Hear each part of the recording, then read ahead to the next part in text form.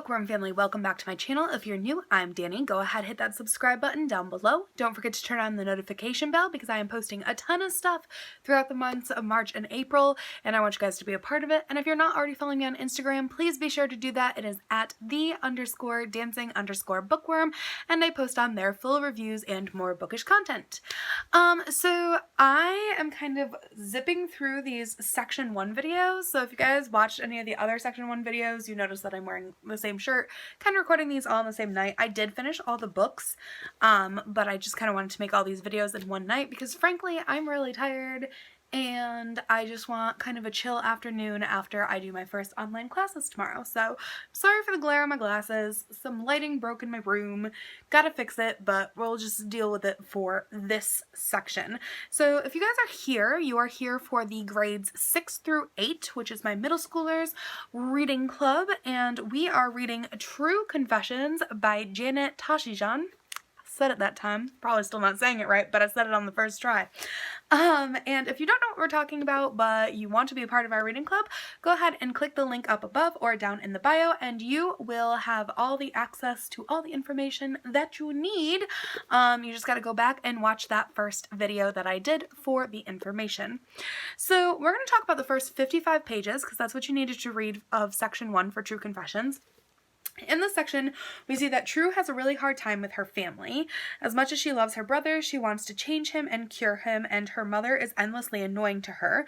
Tru seeks out help from people online, but no one can really give her an answer. Tru then learns of a contest that is made for her. She's going to create her own TV show. She is really confident that she is going to win, but her mom thinks that there will be a lot of entries. So, this first section of Tru Confessions, like I said, is kind of about getting to know the family, getting to know Eddie, Tru, and their mom, this little nuclear family that they have, and Tru's kind of annoyance with her mom and struggle with accepting her brother. So our word of the week is meticulous. It says great attention to detail or very careful and precise.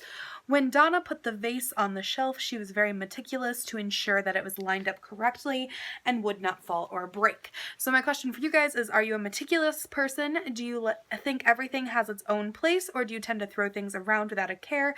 Is there something you are very meticulous with above all other things?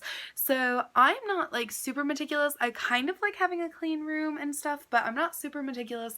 I think the thing that I'm most meticulous about is like my book journals. I really like them being organized. So I have one over here. I'll show you guys, but like they're super organized. They have like little divider tabs. Everything is color coded and has charts and stuff like that. So that's probably the thing that I'm most meticulous about. But as far as like my room and stuff, I'm not super meticulous.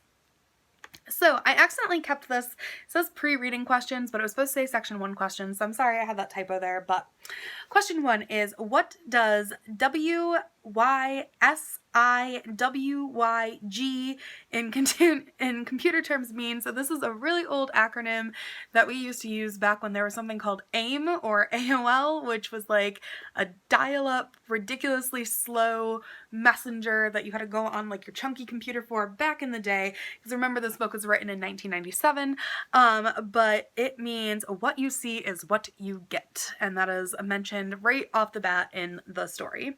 Who is Tru named after? Tru is named after Gertrude Stein, who is a writer, but she was kind of like, didn't have the happiest end, so Tru doesn't really like her name.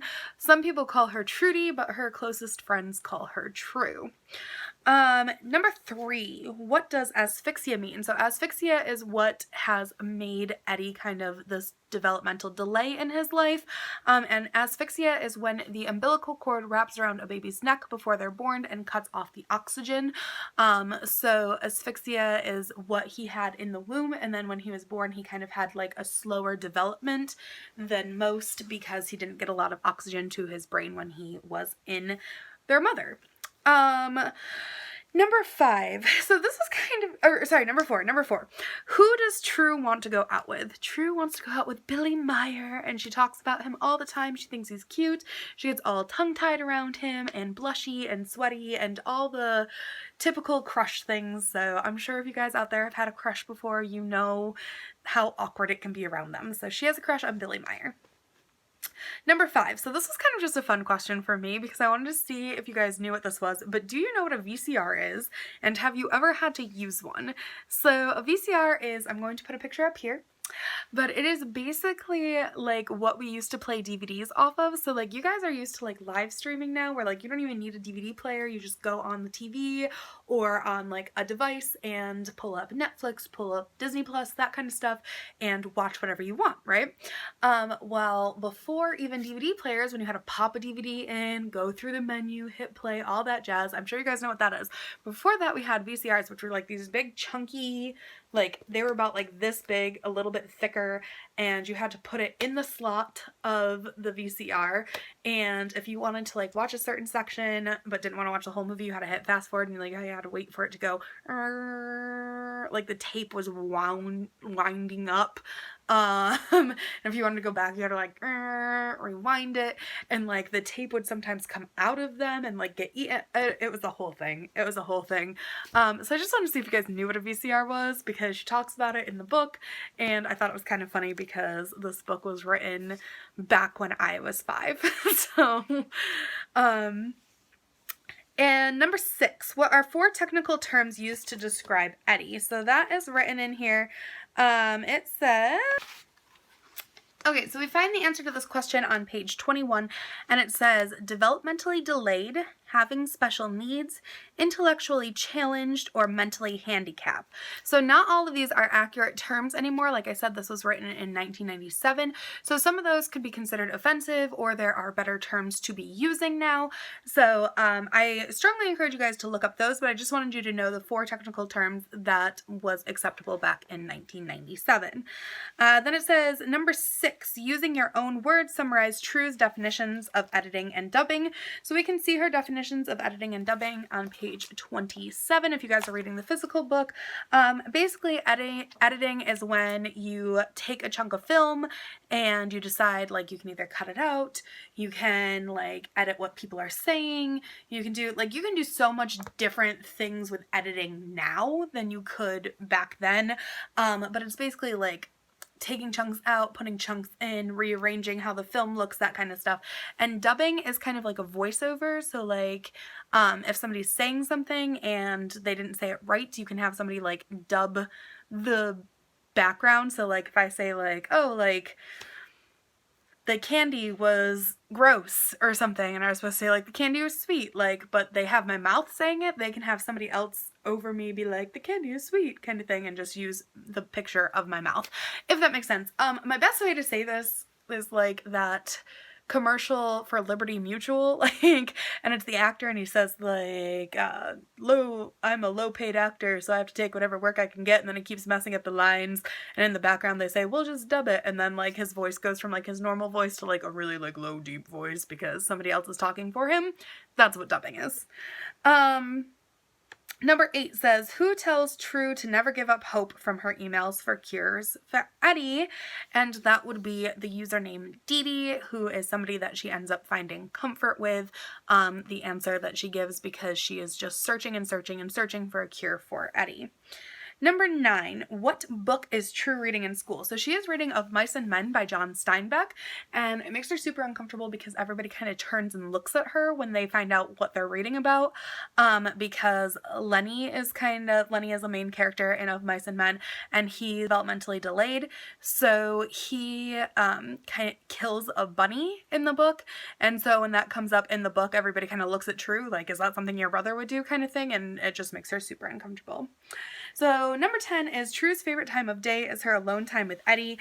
She could sit there all day and just enjoy life in his world. Do you have someone in your life that makes you feel happier or calmer when they're around? Write a list of 5 things about that person that makes them someone you could spend all day with. So the person I'm picking for this is my nephew Jacob, so I'll post a picture up here. My nephew Jacob and I just have like very similar personalities. I would say the 5 things about him, I didn't actually write them down, but I can list 5 things about him, is he loves snuggles, but like also respects personal space. So like I'm somebody who like doesn't like to be hugged a lot. So like when we do hug, it's like an extra special time. So like he knows when I need hugs, which is really cool. And number 2, he's just like, he is somebody that like you can just sit in front of a TV with and not talk to, and like that's okay. Like you can just exist in each other's space. You don't always have to fill the silence and stuff. And don't get me wrong, I love my nieces too, but my oldest niece especially is like somebody who really needs like that constant chatter.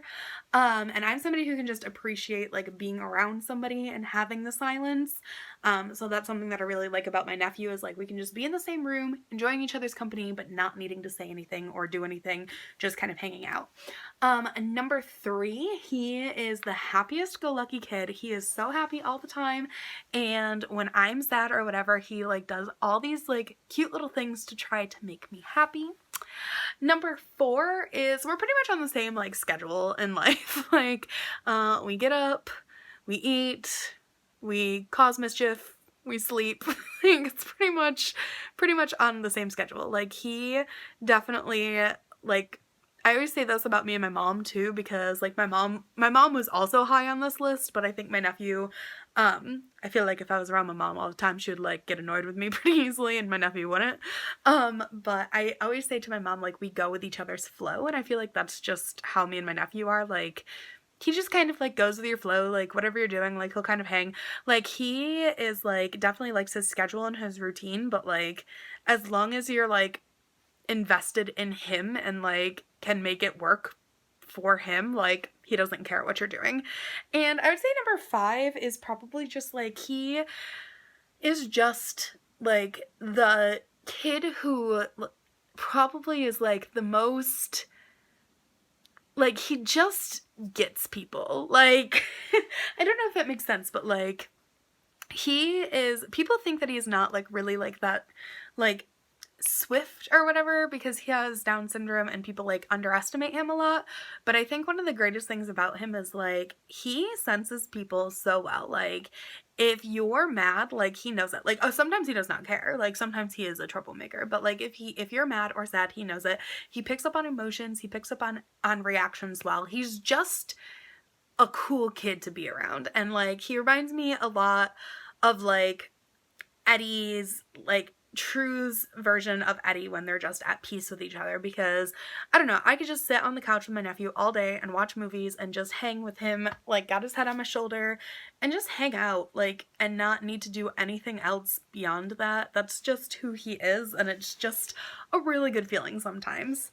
So yeah, that's who I picked for mine, and if you guys picked somebody and you want to tell me the 5 things about them, you can go ahead and comment below or send it to me through DM, whatever you want to do. So then our discussion was just, with Eddie's developmental delay, Tru has sort of become a second caretaker in the household, or like a second parent, because their father is absent.